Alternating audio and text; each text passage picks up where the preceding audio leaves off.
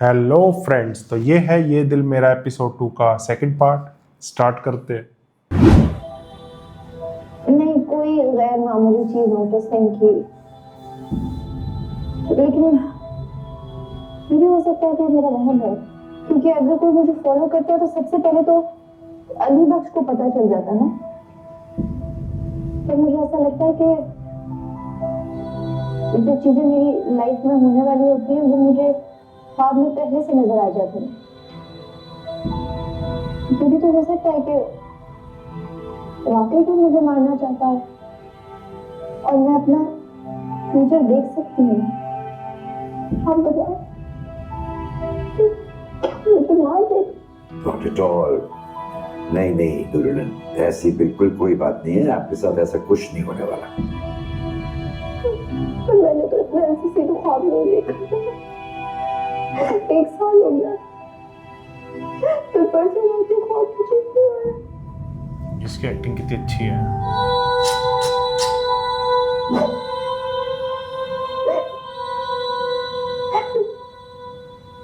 इतने दिन हो गए, मैंने सोचा कि तुम्हारी तरफ चक्कर लगाऊं। ये बाकी बहुत टाइम हो गया।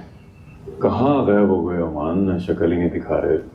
तुम्हारी आंटी भी पूछ रही थी तुम्हारा, कह रही थी कि ये अमान अचानक कहाँ गायब हो जाता। नहीं अंकल, कहीं गायब नहीं हुआ, बस ये 2-3 दिन जो गुजरे बहुत बिजी था।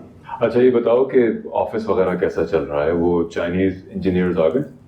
हाँ नहीं, सब अल्हम्दुलिल्लाह अच्छा जा रहा है।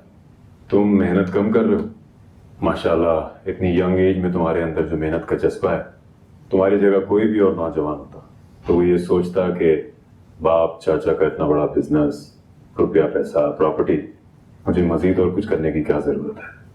आप मुझे पसंद करते हैं इसलिए आप मेरी तारीफ करते रहते हैं। वैसे रिफाइनरी का टेक ओवर हो जाए तो सोचूंगा कि और मजीद बिजनेस को कैसे बढ़ाऊं। That's the plan. मेरे नजदीक यही तो तुम्हारी तारीफ है कि तुम अपना बिजनेस और अपना विरासत में मिला हुआ पैसा मल्टीप्लाई कर रहे हो, उसे बढ़ा रहे हो, घटा नहीं रहे। वरना इतनी कम उम्र में कौन इतनी मेहनत करता है और इतनी कामयाबी हासिल करता है। थैंक यू डॉक्टर साहब। नूरजान को वो ख्वाब आना कम हो गए थे और जब से आपको कंसल्ट किया तो बिल्कुल ही ख्वाब आना खत्म हो गए थे। पर ये अचानक क्या हुआ है कुछ समझ नहीं आ रहा। दोबारा ख्वाब आने लगे हैं ऐसे। मीर साहब, पिछले दिनों में कोई आपके घर में ऐसा इंसिडेंट तो नहीं हुआ जिससे वो अपसेट हुई हो या हर्ट हुई हो? नहीं नहीं, अल्हम्दुलिल्लाह मेरे घर का माहौल बहुत ही अच्छा है। नूरजान मेरी अकलौती औलाद है। घर में ऐसी कोई बात हो ही नहीं सकती जो उसको नागवार गुजरे। आपने मुझसे कंसल्ट किए बगैर उसकी मेडिसिन रोक दी, उसकी कोई खास वजह होगी? कल एक बहुत लंबे अरसे के बाद उससे मेरी मुलाकात हुई, तकरीबन 8 महीने के बाद। जब मैंने उससे पूछा कि तुम्हारी मेडिसिन चल रही हैं या नहीं चल रही, तो उसने कहा काफी अरसे से उसने मेडिकेशन बंद की थी। डॉक्टर साहब, जैसे कि मैंने पहले अर्ज किया कि जब उसको कोई नाइटमेयर्स आ ही नहीं रही तो क्या जरूरत है इतनी हैवी मेडिसिन देने की।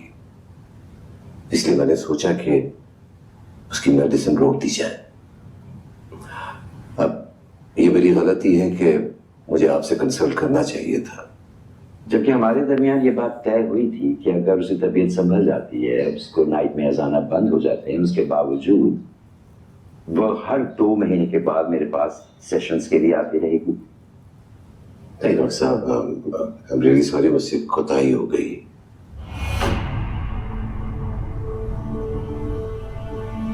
डॉक्टर साहब, मैं नहीं चाहता था कि मेरी बेटी को कोई जहनी मरीजा समझे। मेरे घर के मुलाजिम या उसकी दोस्त है, किसी को नहीं पता होना चाहिए कि मेरी बेटी को नाइटमेयर्स आते हैं या उसे किसी बात का डर है, खौफ।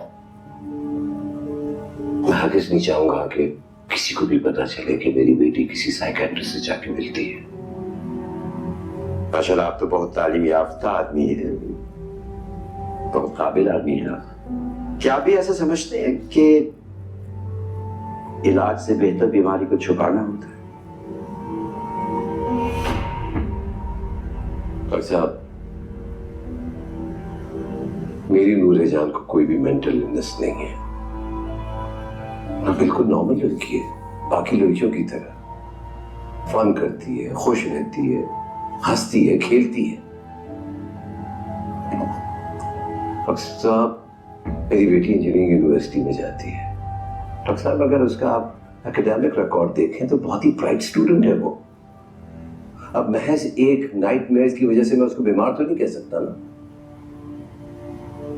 और मैं बिल्कुल बर्दाश्त नहीं करूंगा अगर मेरी बेटी को कोई नफ्सियाती मरीजा कहेगा।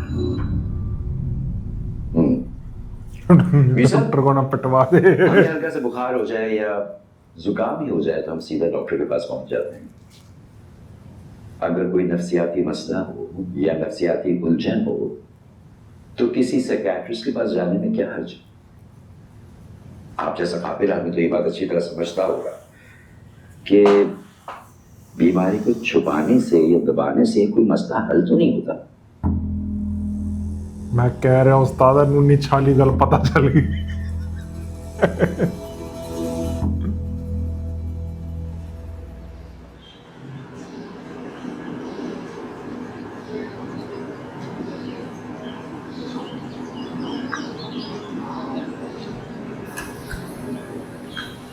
कादी खुशियाँ चढ़ियाँ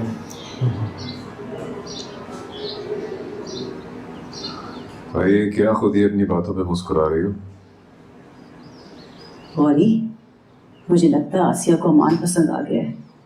आज तक हिलकर उसने कभी अपने लिए भी चाय नहीं बनाई। दोपहर से किचन में घुसी है, उसके लिए थाई डिशेस बना रही है। वैसे आसिया और अमान नॉट अ बैड आइडिया। क्या कहते हैं आप? क्यों, आपको पसंद नहीं है क्या? क्यों पसंद नहीं है भाई? मुझे कितना पसंद है ये तुम जानती हो।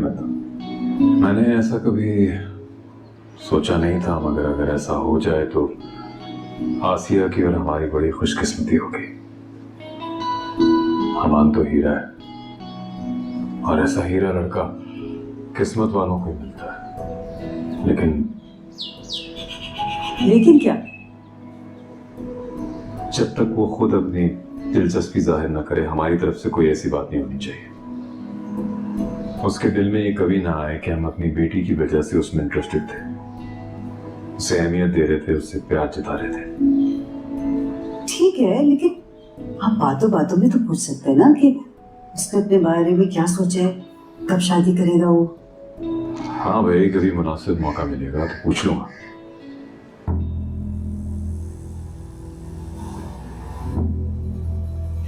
मेडिकेशन सर, लिख दी। मैंने आपसे पहले भी कहा था और आज फिर यही कहूंगा कि कोई ना कोई ऐसा खौफ है, कोई उलझन है जो नूरुलैन के अंदर छुपा बैठा है। यही खौफ और यही उलझन नूरुलैन के लाशऊर को बेचैन रखता है। यूजुअली ऐसे खौफ को या ऐसी बात को हम चाइल्डहुड रिप्रेस्ड मेमोरीज से एसोसिएट करते हैं। गुस्सा आ रहा है इसको। ये हो ही नहीं सकता डॉक्टर साहब। चाइल्डहुड की डिप्रेस्ड मेमोरी से एसोसिएट। उससे ज्यादा खूबसूरत, प्यारा, महफूज, मोहब्बत करने वाला बचपन किसी को नसीब ही नहीं हो सकता। अब ये बात दूसरी है कि नूर की माँ उम्र कम लिखवा कर आई थी। यही ना हो जो पीछे वो अल्लाह को जल्दी प्यारी हो गई। मारने को आ रहा था। ओ, इसकी माँ बच्ची को लेके जाती, वो बच्ची यही थी चाइल्डहुड। माँ से उसने उसको मार दिया, इसको हाँ हो सकता है भाई, दिया मैंने। है ना। तभी से नाइटमेयर आ रहे हैं। हाँ, उसकी परवरिश और इसलिए ये उसको थोड़ा मैंने। टालने को हो रहा है। कभी बचपन में उसे डराया गया हो या धमकाया गया हो? मेरा मतलब है, अक्सर पेरेंट्स किसी डिनर पे जाते वक्त या पार्टी पे जाते वक्त बच्चों को नैनीज या सर्वेंट्स के हवाले करके चले जाते हैं। हो सकता है उन्होंने कभी खौफजदा किया हो नूरुलैन। मैंने ऐसा हो ही नहीं सकता। हम दोनों उसका बहुत ख्याल रखते थे, बल्कि उसकी माँ तो मुझसे भी ज्यादा उसका ख्याल रखती थी। मुझे लग रहा है झूठ बोल रहा है, यही होगा वो। उसकी माँ है की ना? बात है, हमारी एक पुरानी मुलाजमा है थी, अब तुमने दिमाग में बात डाल दी, मुझे भी बल्कि वही मैं लग उनको रहा है। मुलाजमा कहता भी नहीं, वो यूं समझ लीजिए हमारे घर की फर्द है। उन्होंने नूरे जान की परवरिश और मुझे ये भी लग रहा है वो जो अमान आया है ना, वो भी इसको बचपन से ही जानता है, तभी वो निशान यहाँ वाला पहचाना, जब लाए थे आप नूरुलैन को मेरे है ना? पास, तो और आपने कहा था कि 10 साल की वो शायद उम्र से रिवेंज नूरुलैन को ये के उस ख्वाब चक्कर शुरू में हुई। इस बंदे से Am I right? ऐसे ही बना रहा हूँ स्टोरी। मीर साहब, नूरुलैन के लाशोर में जो भी खौफ या उलझन छुपी बैठी है, सबसे पहले तो हमें उसे समझना होगा, उसे ट्रेस करना होगा। देख तभी हम भाई उसके हाव भाव रास्ते से तो यही लग रहा है। जिसके लिए मुझे आपकी बहुत कोऑपरेशन की जरूरत होगी। उसके साथ भी चाइल्डहुड में ये सब हुआ, जी, डॉक्टर वो उसके रिवेंज उसमें, जिस किस्म की कॉपरेशन चाहेंगे इसलिए वो उसको नोटिस कर रहा है, लड़की के आसपास ही रह रहा किसी है, भी इससे बदला लेने के लिए। काइंड ऑफ मुझे ये लग रहा है ये मेन विलन मीर है। साहब, नूरुलैन के इलाज के लिए सबसे पहली और जरूरी बात तो ये है बाकी कि आपको देखते हैं अपनी क्या सोच से निकलना होगा कि अगर आपकी बेटी रेगुलरली किसी साइकियाट्रिस्ट को विजिट करती है तो वो दिमागी मरीजा नहीं है। दूसरी ये कि अगर उसकी तबीयत बेहतर हो जाती है मेरी दवाइयों के बावजूद या सेशंस के बावजूद, आप उसके सेशंस को रोकेंगे नहीं, वो रेगुलरली मुझे विजिट करती रहेगी।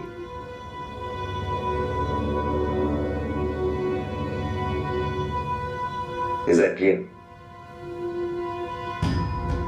जी जी जरूर।